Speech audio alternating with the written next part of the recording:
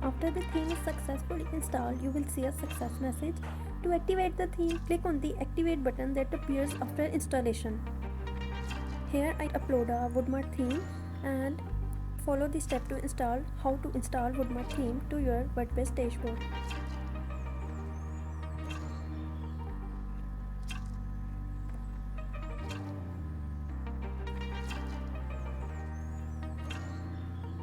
And here we just need a few plugins,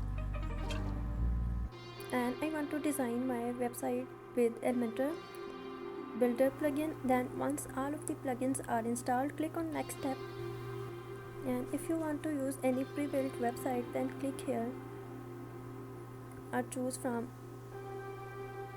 the pre-built websites important. If you need it, or just click on the skip. Now our theme is installed, and depending on the theme you choose, you may have customization options available. You can access by clicking on the appearance, then click on customize, and to access the theme customization setting, you just click on customize option. Here you can customize various aspects of your theme such as colors, fonts, header, footer, etc. Then go back to your WordPress dashboard and check the front end of your website to ensure that the newly installed theme is displaying correctly. If everything looks good, congratulations!